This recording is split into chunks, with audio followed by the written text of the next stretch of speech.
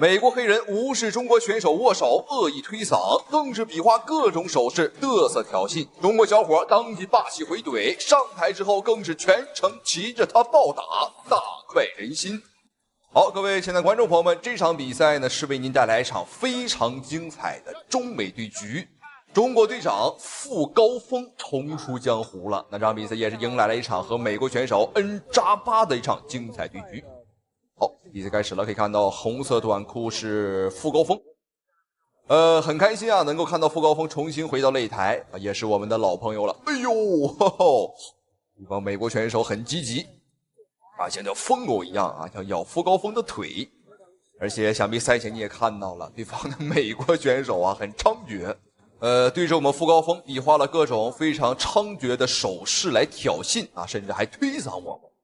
我们中国是礼仪之邦啊，可以看到赛前傅高峰也是主动很友好和对手去握手，我们呢并没有歧视他啊，也没有说这个侮辱他啊，但是对手呢不知好歹。哎呦，可以看到对方主动想来摔哦，再一次。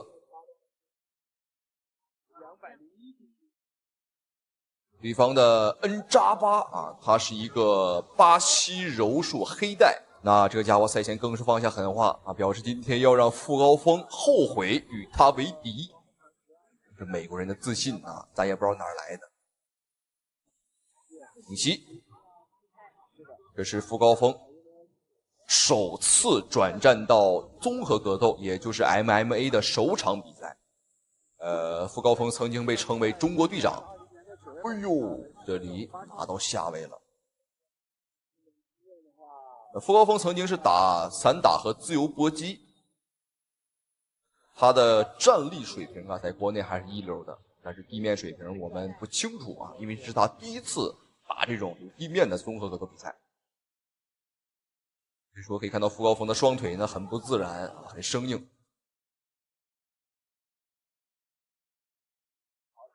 一个半防守的姿势。哦，但是傅高峰的力气很大。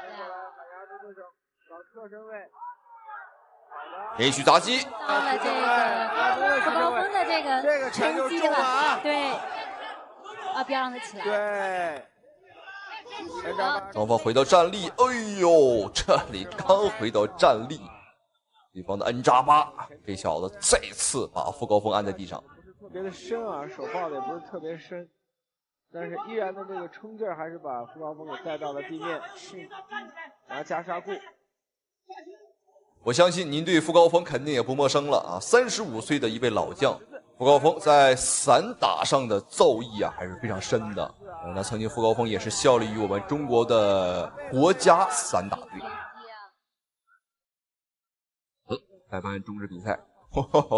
对方的美国选手这个恩扎巴呀，别看他很年轻啊，他的力气很足，但是在老将这个傅高峰的面前啊，也没有太多的办法。好，裁判警告了对方的美国选手啊，告诉他呢，这个不要犯规啊，小子，别犯规，我盯着你呢。同时也是来告诉傅高峰啊，你看跟傅高峰说话就相对来说比较的这个缓和，毕竟在我们中国这边打比赛。好，比赛继续。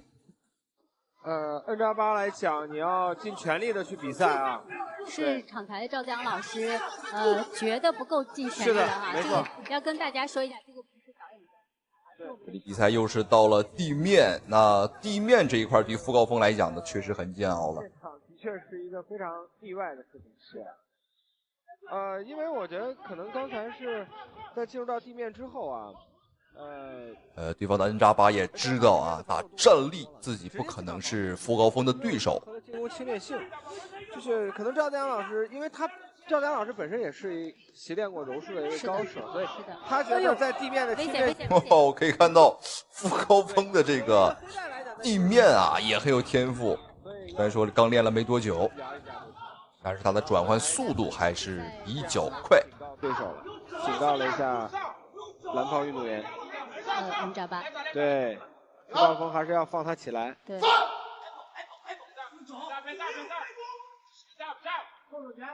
傅高峰这边的边角是崔留才，顶得很猛啊，很明显他还是想和傅高峰来打地面。跑出来，对。这一步下来，傅高峰很滑了，连续的砸击。在这个位置，傅高峰选择侧面压制切腿，到齐乘位了。继续的锤击。对，这个位置锤击还是下穿。什么？傅高峰要裸脚对手吗？这角度看的并不是很清楚。对，不用着急啊，其实傅高峰可以去打一打对手，还可以继续回到站里面。是的，顶膝。哎呦，傅高峰什么情况？应该是被对手推开的啊，并不是脚下滑。然后断头，还想站起来，哎呦！一打把对手给折倒。双方的这个地面缠斗，说句实话啊，打的也是你侬我侬。虽然是圈住了脖颈啊，但是应该没有太大的问题。哎呦，这个古井看起来拿得很死了，不知道傅高峰有没有危险？最后的10秒钟，这个位置看看傅高峰能不能抓紧时间去抠头啊！果然比赛以这样的把位结束。好，还好。那时间这一块呢，可以说刚刚啊帮助了傅高峰一次。有的时候呢，一个人的成功啊和运气也是离不开的。好，今天傅高峰啊，作为他转战到 MMA 综合格斗比赛的首场对局呢，我认为他的表现还是很不错的啊。毕竟呢，这个转型再加上他35岁了，能打出这样的表现已经很不错了。再加上今天面对的还是一个世界顶级的柔术高手。好，第二回合。要用他的这个重拳啊，对，去攻击对方，打重击是。所以这样的重击其实对于安扎巴来讲还是会有一丝的忌惮在。是的。前促。可以看到傅高峰这一回合打的是很谨慎啊，没有贸然出手，感觉应该是在找机会。哎呦，刚刚说到这傅高峰就是一个冷拳。但是要小心，对方可能是个诱饵，因为对方是个地面的专家。但是傅高峰顾不上这么多了。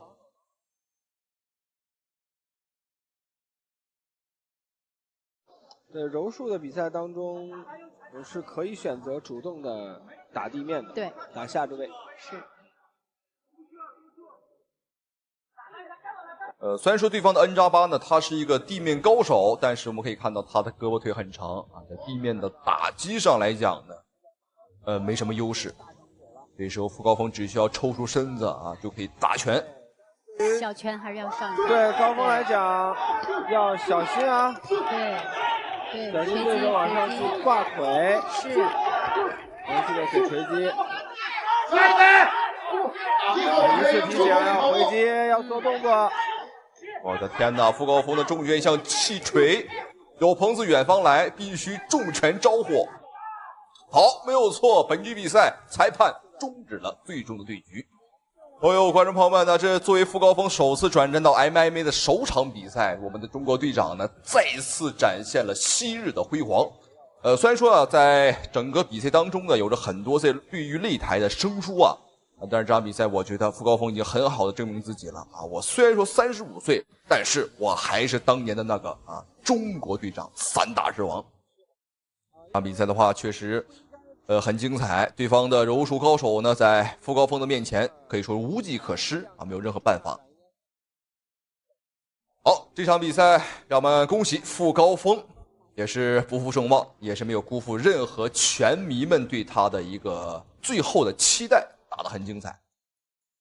好，最后的宣判，也希望傅高峰在转战到 MMA 之后呢，也希望他的比赛可以多打一些啊，也希望他呢能够屡战屡胜，还是像当年一样战无不胜。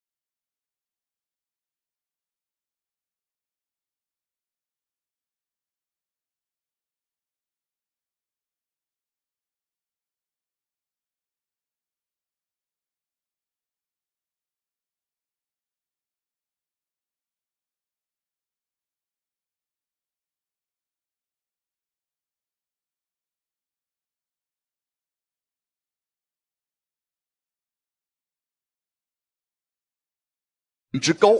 他曾经在 UFC 的时候啊，也就是一个前15的水平。结果你看，38岁了，来到 HFC 这个赛事啊，还是具备能够争夺冠军实力的。红方穆罕默德，他是这个级别的冠军，26岁。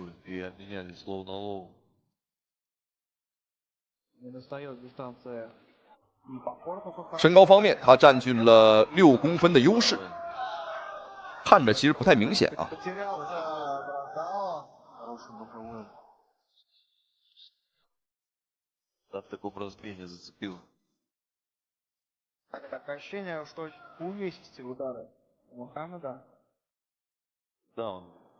漂亮，博隆达飞膝接下潜，一套打法行云流水，丝毫没有破绽。哇哦，这个力量相当恐怖！刚刚要不是穆罕默德手抓了龙网啊，估计早已经被这个大头栽到地上了。但这个赛事毕竟是他们本土赛事，所以说他的这个裁判的判罚呢，相对来讲啊会宽松一些。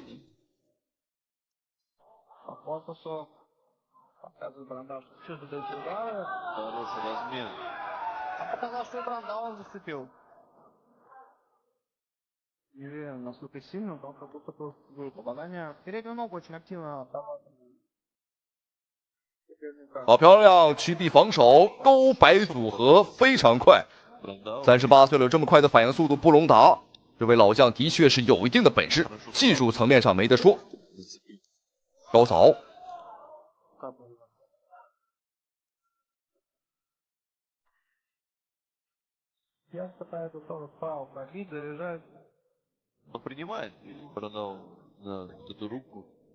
穆罕默德故作镇定，但到底晕没晕呢？只有他自己清楚。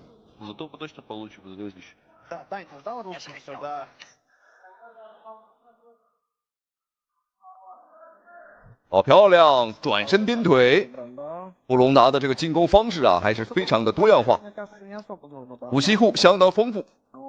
这种多样化的进攻呢，让穆罕默德本身呢这不太灵光的脑子啊，有点猜不太透。尤其这个布隆达，他是欲虚欲实啊，虚实结合。你看这次转身不出动作，下一秒立马跟上高鞭腿，你不知道他想做什么。很明显，这是一个高权商、高智商的选手。怪不得头发那么少啊，找到原因了。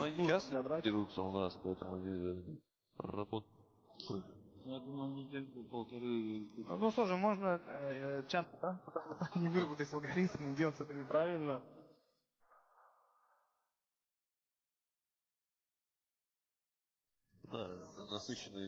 布隆达呢，有的时候他上步啊，有可能是正蹬，也有可能是跳膝，但当然上步的时候也有可能是砸肘啊，你不太好猜。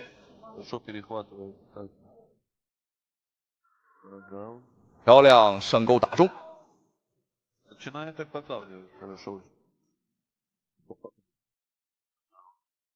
布隆达现在是不断压迫，逼穆罕默德先出手啊，然后打反击。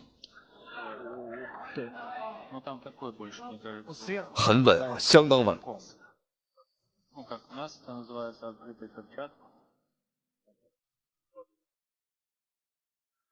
一回合最后的1分钟。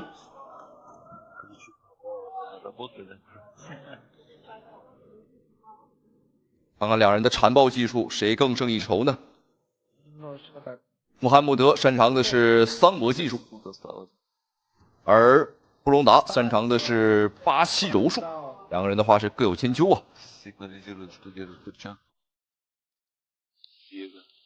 Она поэтому опять вот не разворачивает.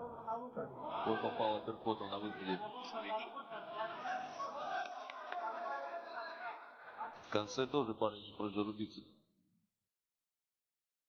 最后的20秒钟，哇，布隆达的重击很有分量啊！我觉得只要布隆达摇得够准啊，这个后手拳完全是有机会可以 K 掉穆罕默德的。幅度这么大，结果整了个低扫。又来了，布隆达最后1秒又挑衅了这个赛事的冠军。一回合比赛结束，让我个人感觉的话，如果布隆达再年轻个5岁啊，不多说，再年轻3岁啊，应该是能够吊打这个赛事的冠军。没办法，这就是 UFC 赛事的含金量。UFC 的每一位参赛选手啊，观众朋友们都是全球各地最优秀的格斗家。所以说，来到 UFC 的时候呢，输比赛并不丢人，因为你输的都是更牛的天才。好，这边双方第二回合比赛开始了。布隆达接腿后的连击，立马跟上下潜抱摔。我们看桑博和巴西柔术之间的对决。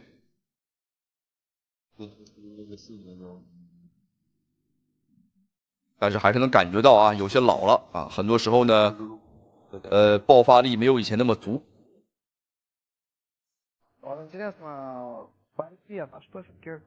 两个人一个在顶膝，一个在狂砸对方的肝区部位，抗击打都不错。啊，这布隆达的这个腹部抗击打太强了，放任对方随便顶，你很难想象这个腹部是怎么练出来的。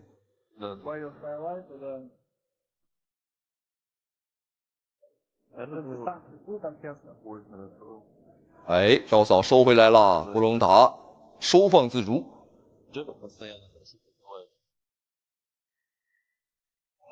哦，前手我不看，穆罕默德倒了，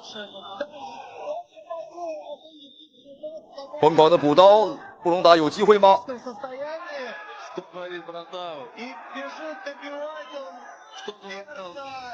想拿背部的裸脚，下位的穆罕默德也很聪明啊，先破坏布隆达的平衡，抓住了单腿。此时布隆达不仅要保持平衡，还要找机会进攻。好，不再追击了，毕竟体能有限呐，38岁。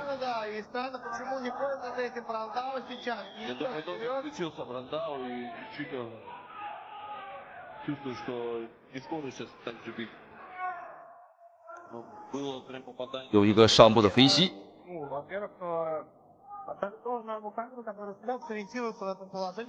布隆达的这个节奏切换呢太快了，看起来慢慢悠悠的，但他出手的时候啊，有一种这个骤然暴起的感觉。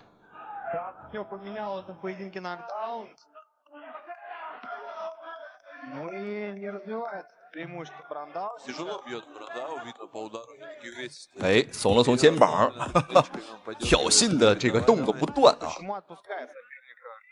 因为赛前这个穆罕默德对他是相当不尊敬。哎，这是个转身边拳，穆罕默德也有活，毕竟是冠军啊，即便脑子不太好使，他也是个冠军呢。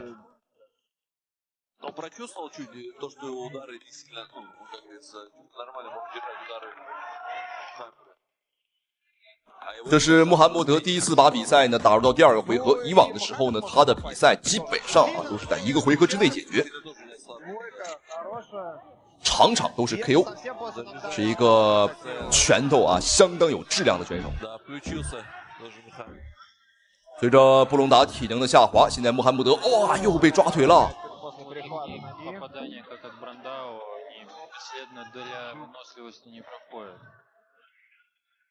Сейчас вроде распрыгался немного Мухаммед Перси Бадин, и как будто лучший момент в этом поединке Диего Брандау упустил.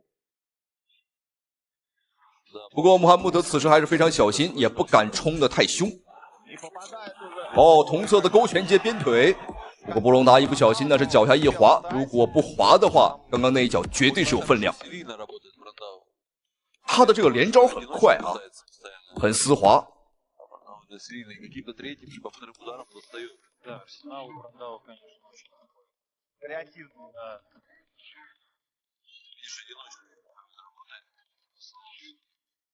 Я бы на самом деле не сказал, что прям умная, да, интеллектуальная какая-то работа, но Брандау отдать должное.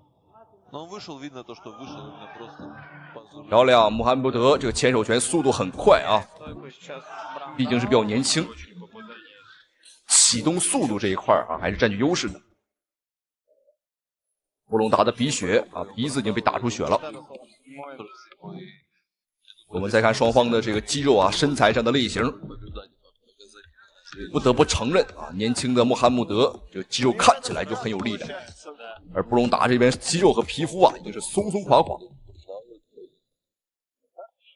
哎，假动作。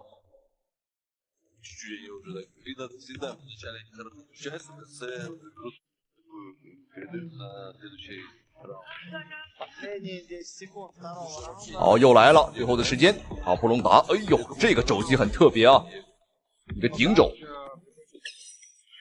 好，第二回合比赛结束。目前局面上来看，布隆达这边的确是占据了绝对性的优势，而且在第二回合有一次很漂亮的重击啊，这都会被裁判现场的打分员啊记录在内。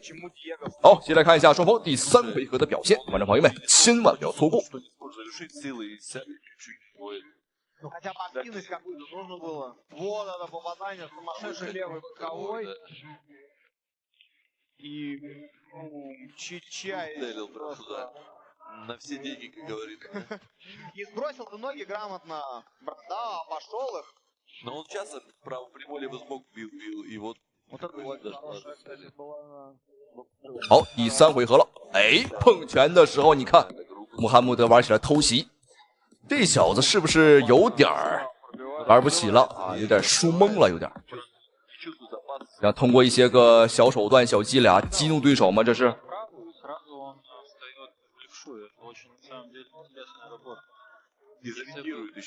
Да, если бы он еще продолжал эту, да, не стали так на ударной дистанции. 穆罕默德呀，还是有点怂啊，不敢的，就是放开了去拼。但到这个时候了，再不拼一把，比赛恐怕没机会了。漂亮，转身变腿很快，但布隆达的防守也，哎呦，假动作，转身摆尾，踢晕了。最开始穆罕默德还摊开双手，表示说没有晕，但是下一步他的步伐出卖了自己，利用起了自己的桑博技术，想要打地面。情况不对，通过地面啊玩起来撤退。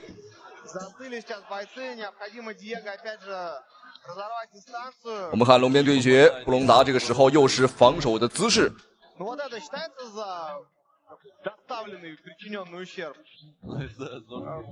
头尾顶膝有顶到啊，不过角度不是很好。这个时候不敢太猛的起膝啊，如果单条腿起膝的话，容易被拽倒啊。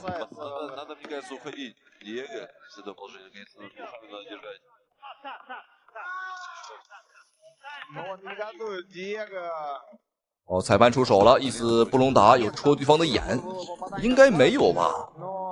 是不是穆罕默德装的呀？当然也有可能有啊，这个因为毕竟我们刚刚那个角度看的不是很清楚。在搏击擂台，这个戳眼啊是很痛苦的，但是我相信这布隆达是不是故意的呢？不好说。好，休息完毕，比赛继续。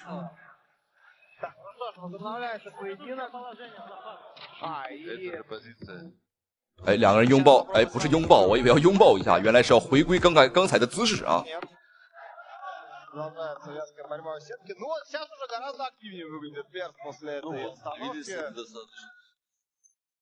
我们来看一看这一次出演之后会不会激起穆罕默德的怒火。我注意看，布隆达有刻意的去护着自己的眼睛啊，因为他怕对方复仇啊，他怕对方也戳他的眼。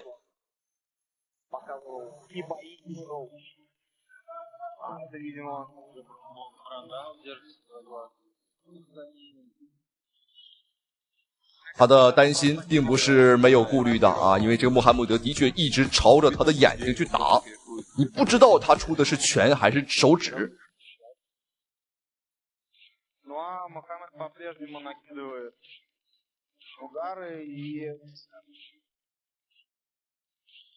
哦，刚刚这个飞膝穆罕默德非常冷，那布隆达张开双臂表示说呢，没问题。两个人哇，火药味非常浓。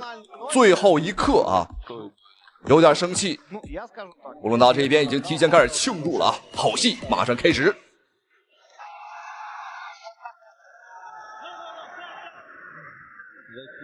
两个人从擂台下面打到了擂台上面啊，我们看穆罕默德，哎，从赛事方老板的手里边，哎呦，抢走了金腰带。因为这个金腰带原本属于他的啊，不过看情况他有点愤怒啊，不希望把金腰带交出去。那这个时候其实还没有宣判结果呢啊，但是他估计心里边也知道了，胜者并不是他。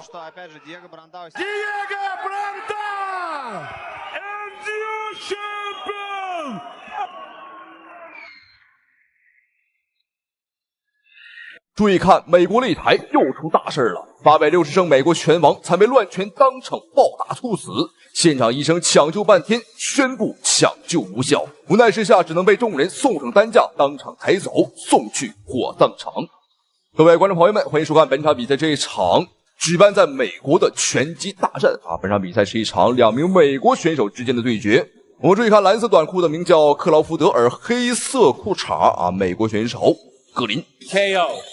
And here's Green. He promised to go inside, and he stung, and he has rocked Codrington's world and left. And it's over. Over in 18 seconds. 这场比赛仅开始不到半分钟的时间啊，结束了。而且我们注意看蓝色短裤的克劳福德，哇，这已经完全失去了意识，而且整个人呢是差点被打飞出擂台，半个身子已经掉出去了。现在工作人员已经把他拉了回来，但是看他现在的状态并不是很妙，这已经完全失去了意识。而这边获胜的格林还沉浸在胜利的喜悦当中，他全然不知道发生了什么。当然兴奋是很正常的，因为刚刚仅用时半分钟就 KO 了。再看这一边，美国的选手克劳福德，我们看他呢没意识了。还有呼吸吗？我怎么感觉好像连呼吸都没有了？现场的工作人员还在检查，围上来一大堆人。这边格林还在庆祝，因为现场的人实在太多了，他也不知道发生了什么。看这个女子应该是克劳福德的妻子之类的啊，应该是他的亲人。这边围上来一大群人，可见这个情况是不太妙的。其实按照道理来讲，一个选手被打晕之后围上来这么多人，我觉得并不太好啊。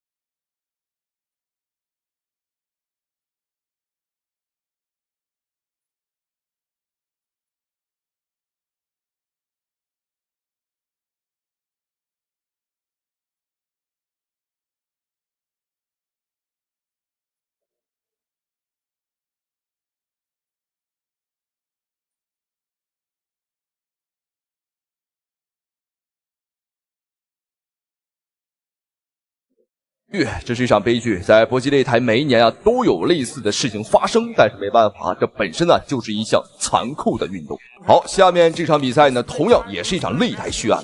眼前的小伙子是来自乌兹别克斯坦的拳王伊斯利尔，而这场比赛他的对手则是美国的本土选手弗兰克·罗加斯，他的绰号相当恐怖了叫右手氢弹拳王。你没听错，他的右手重拳呢，号称是氢弹一般的感觉。好，这边双方的比赛已经开始了，蓝方选手伊斯利尔，而红方选手弗兰克。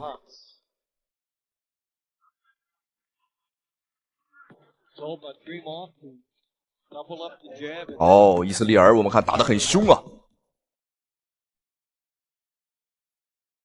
互换前手。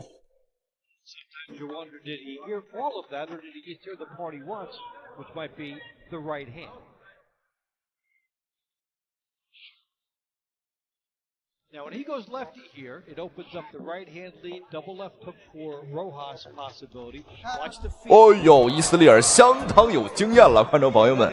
伊斯利尔先是用重心压倒对方，然后在倒地的一瞬间再补上一个上勾拳，这简直就是在规则的边缘疯狂徘徊。如果我们仔细看的话，这个伊斯利尔还真有点像三哥有点像这格洛夫金的这个感觉，有点神似啊。难道说长这个长相的人都很厉害吗？给到弗兰克一点点的休息时间，因为刚刚的话是伊斯利尔犯规那下上勾拳还是蛮重的，因为是在完全失去重心没有防守的情况下吃到这一拳。好，比赛继续。我们注意看，现场又开始抢救了，现场开始了抢救，而伊斯利尔这边也有些担心，赶紧过来看一看。看情况并不是很妙，和上一场比赛差不多又是五花大绑的，赶紧抬走。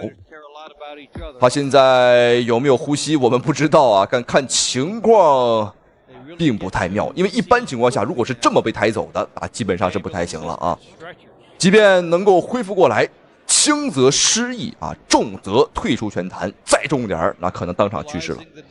好，比赛到此结束，对两场比赛有什么想说的，欢迎在评论区留言讨论，咱们下期视频再见。